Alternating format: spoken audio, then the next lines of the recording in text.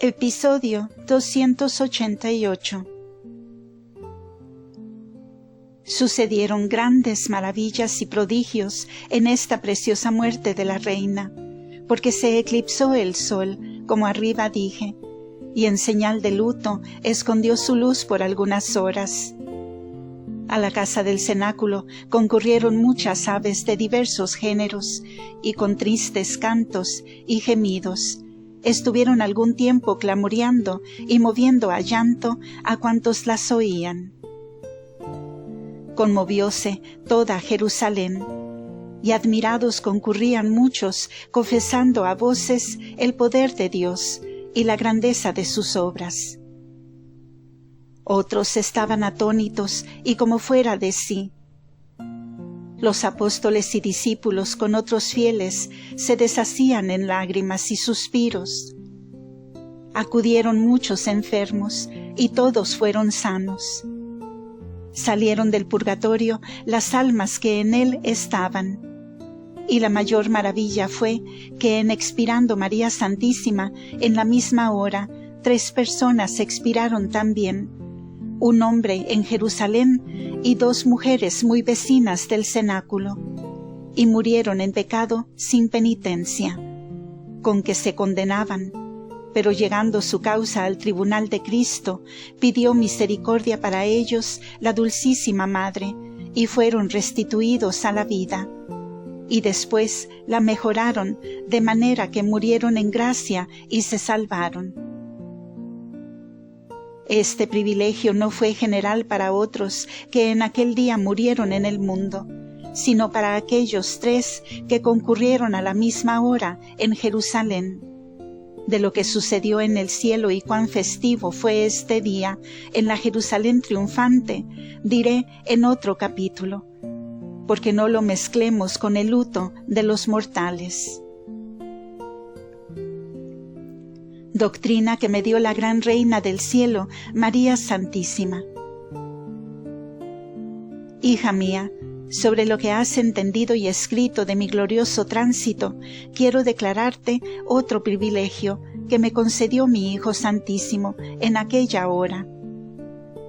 Ya dejas escrito cómo su Majestad dejó a mi elección si quería admitir el morir o pasar sin este trabajo a la visión beatífica y eterna. Y si yo rehusara la muerte, sin duda me lo concediera el Altísimo, porque como en mí no hubo parte del pecado, tampoco la tuviera la pena que fue la muerte. Como también fuera lo mismo en mi Hijo Santísimo, y con mayor título, si él no se cargara de satisfacer a la divina justicia por los hombres, por medio de su pasión y muerte. Esta elegí yo de voluntad para imitarle y seguirle, como lo hice en sentir su dolorosa pasión, y porque habiendo yo visto morir a mi Hijo y a mi Dios verdadero, si rehusara yo la muerte, no satisficiera al amor que le debía y dejara un gran vacío en la similitud y conformidad que yo deseaba con el mismo Señor humanado, y su Majestad quería que yo tuviese en todo similitud con su humanidad santísima. Y como yo no pudiera desde entonces recompensar este defecto, no tuviera mi alma la plenitud de gozo que tengo de haber muerto como murió mi Dios y Señor. Por esto le fue tan agradable que yo eligiese el morir, y se obligó tanto su dignación en mi prudencia y amor, que en retorno me hizo luego un singular favor para los hijos de la Iglesia, conforme a mis deseos. Este fue que todos mis devotos que le llamaren en la muerte, interponiéndome por su abogada para que les socorra, en memoria de mi dichoso tránsito y por la voluntad con que quise morir para imitarle, estén debajo de mi especial protección en aquella hora, para que yo los defienda del demonio y los asista y ampare, y al fin los presente en el tribunal de su misericordia, y en él interceda por ellos. Para todo esto me concedió nueva potestad y comisión, y el mismo Señor me prometió que les daría grandes auxilios de su gracia para morir bien, y para vivir con mayor pureza si antes me invocaban, venerando este misterio de mi preciosa muerte.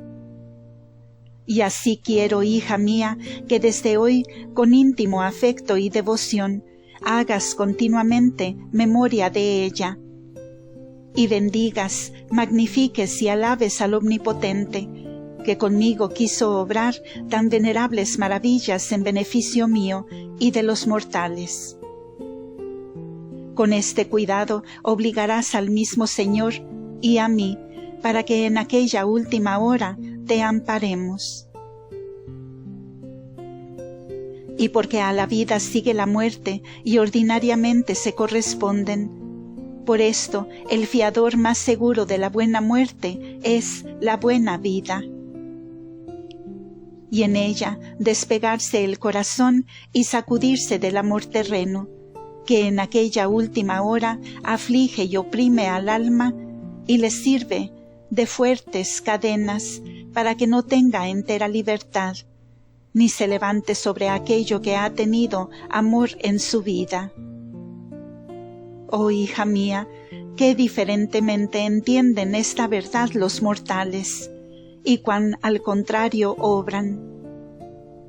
Dales el Señor la vida para que en ella se desocupen de los efectos del pecado original, para no sentirlos en la hora de la muerte.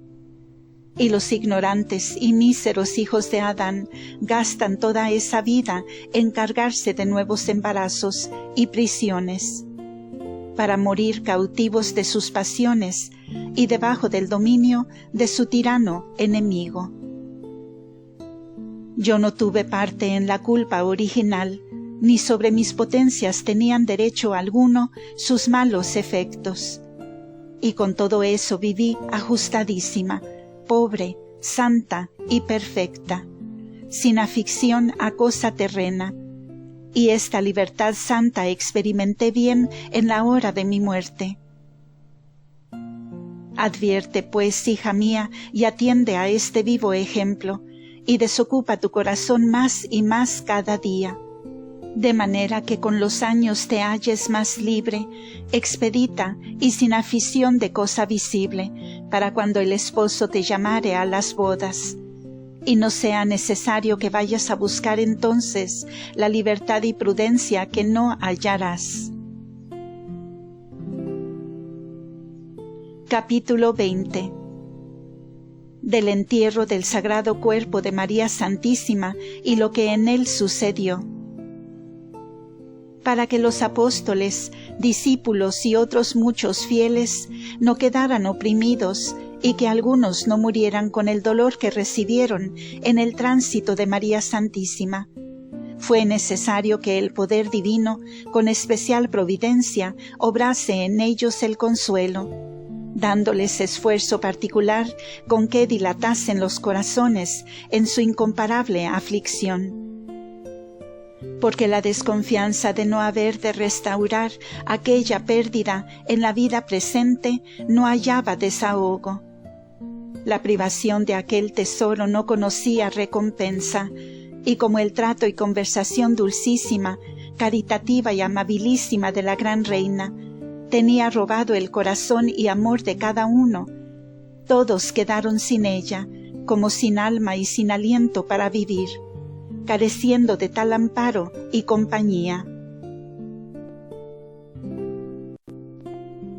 Pero el Señor, que conocía la causa de tan justo dolor, les asistió en él, y con su virtud divina los animó ocultamente para que no desfallecieran y acudieran a lo que convenía disponer del Sagrado Cuerpo y a todo lo demás que pedía la ocasión. Con esto, los apóstoles santos, a quienes principalmente tocaba este cuidado, trataron luego de que se le diese conveniente sepultura al cuerpo santísimo de su reina y señora.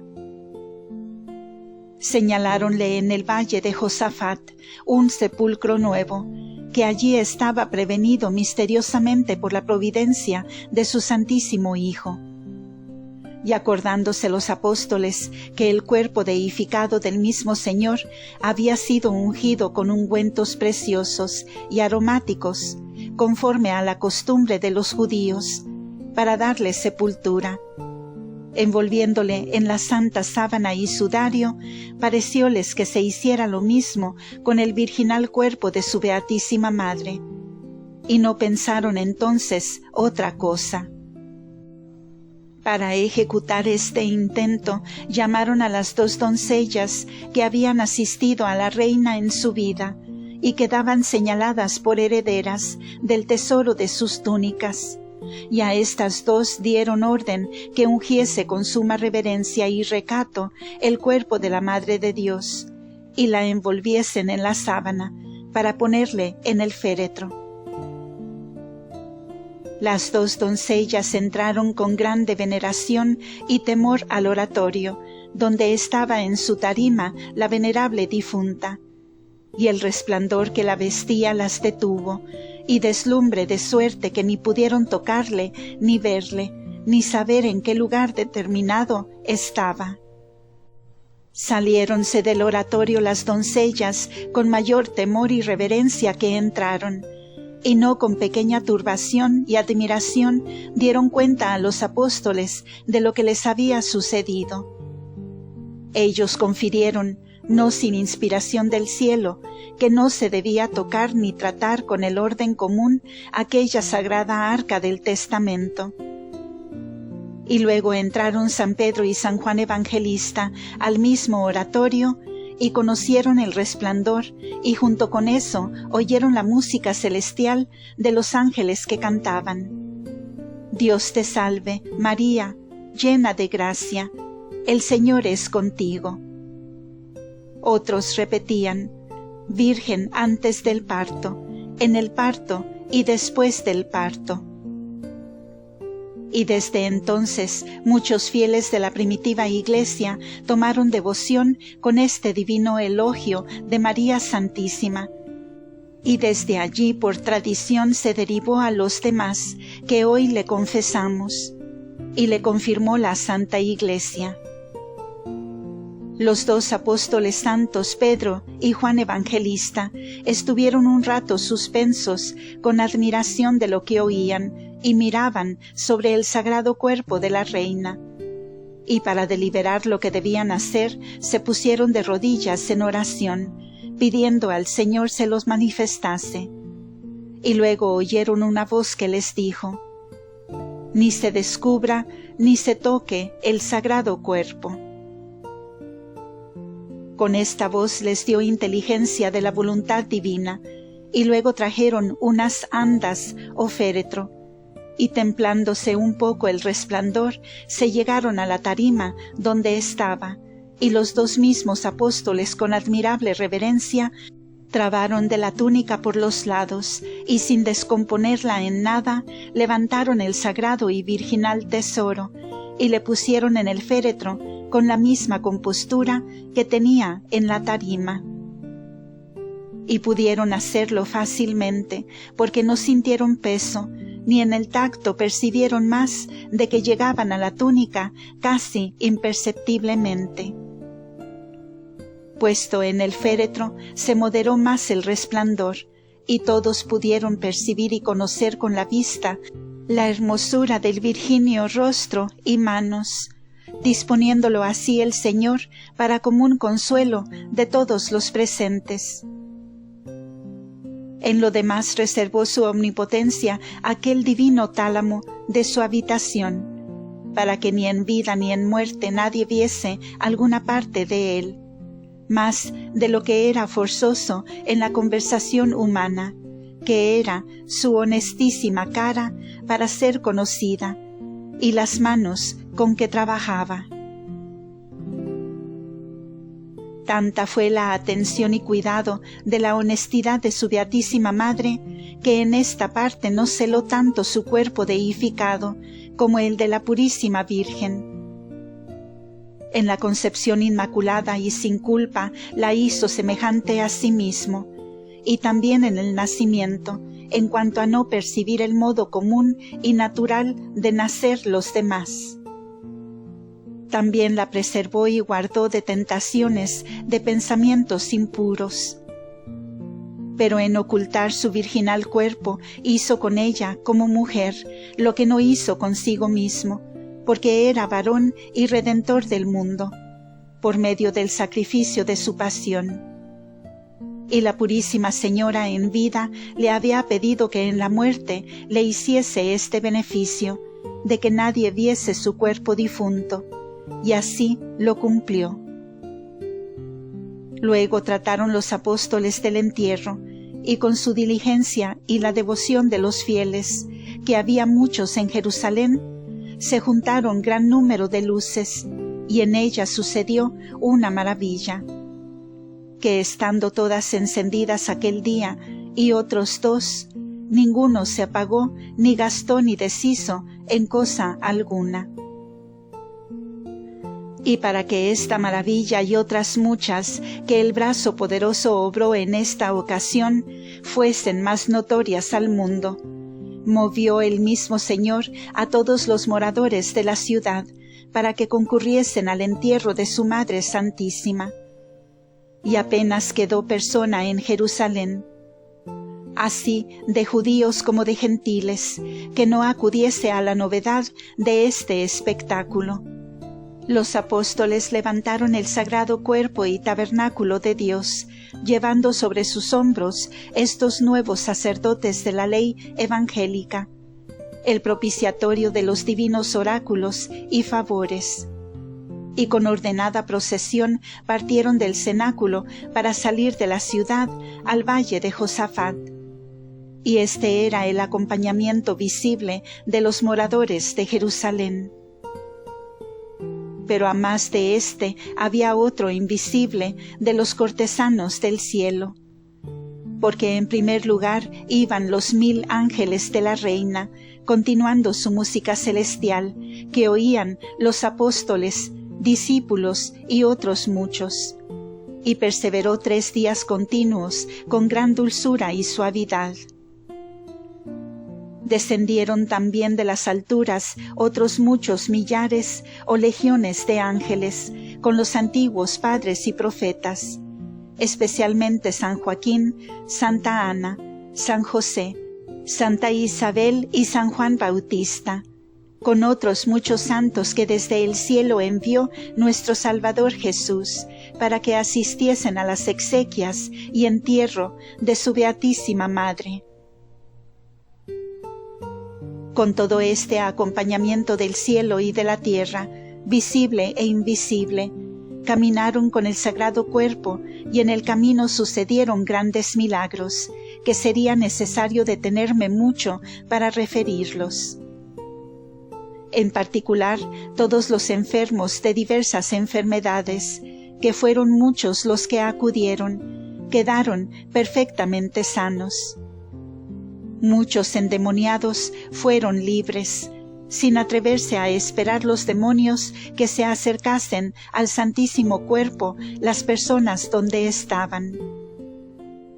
Y mayores fueron las maravillas que sucedieron en las conversiones de muchos judíos y gentiles, porque en esta ocasión de María Santísima se franquearon los tesoros de la divina misericordia, con que vinieron muchas almas al conocimiento de Cristo nuestro bien, y a voces le confesaban por Dios verdadero y Redentor del mundo, y pedían el bautismo.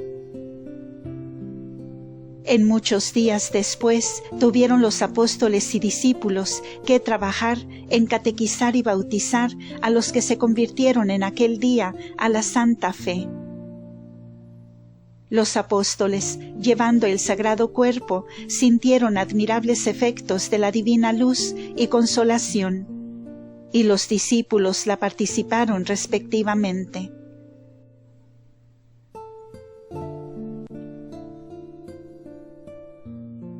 Todo el concurso de la gente, con la fragancia que derramaba y la música que se oía, y otras señales prodigiosas, Estaba como atónito, y todos predicaban a Dios por grande y poderoso en aquella criatura, y en testimonio de su conocimiento, herían sus pechos con dolorosa compunción. Llegaron al puesto donde estaba el dichoso sepulcro en el valle de Josafat. Y los mismos apóstoles, San Pedro y San Juan, que levantaron el celestial tesoro de la tarima al féretro, le sacaron de él con la misma reverencia y facilidad, y le colocaron en el sepulcro, y le cubrieron con una toalla, obrando más en todo esto las manos de los ángeles que las de los apóstoles.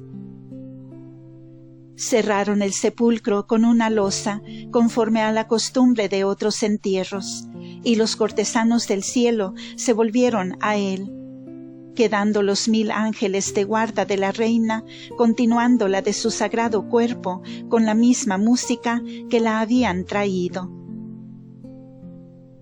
El concurso de la gente se despidió, y los santos apóstoles y discípulos, con tiernas lágrimas, volvieron al cenáculo. Y en toda la casa perseveró 1 año entero el olor suavísimo que dejó el cuerpo de la gran reina. Y en el oratorio duró muchos años. Y quedó en Jerusalén por casa de refugio aquel santuario para todos los trabajos y necesidades de los que en él buscaban su remedio, porque todos le hallaban milagrosamente, así en las enfermedades como en otras tribulaciones y calamidades humanas. Los pecados de Jerusalén y de sus moradores, entre otros castigos, merecieron también ser privados de este beneficio, tan estimable, después de algunos años que continuaron estas maravillas. En el cenáculo determinaron los apóstoles que algunos de ellos y de los discípulos asistieran al sepulcro santo de su reina, mientras en él perseverara la música celestial, porque todos esperaban el fin de esta maravilla. Con aquel acuerdo acudieron unos a los negocios que se ofrecían de la iglesia, para catequizar y bautizar a los convertidos, y otros volvieron luego al sepulcro, y otros le frecuentaron aquellos 3 días. Pero San Pedro y San Juan Evangelista estuvieron más continuos y asistentes.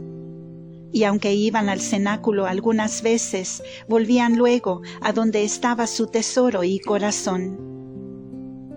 Tampoco faltaron los animales irracionales a las exequias de la común Señora de todos, porque, en llegando su sagrado cuerpo cerca del sepulcro, concurrieron por el aire innumerables avecillas y otras mayores, y de los montes salieron muchos animales y fieras, corriendo con velocidad al sepulcro, y unos con cantos tristes, y los otros con gemidos y bramidos, y todos con movimientos dolorosos, como quien sentía la común pérdida, manifestaban la amargura que tenían. Y solos algunos judíos incrédulos y más duros que las peñas, no mostraron este sentimiento en la muerte de su remediadora, como tampoco en la de su Redentor y Maestro. Fin de este episodio. La doctrina de Nuestra Señora empezará en el siguiente audio. Gracias por escuchar.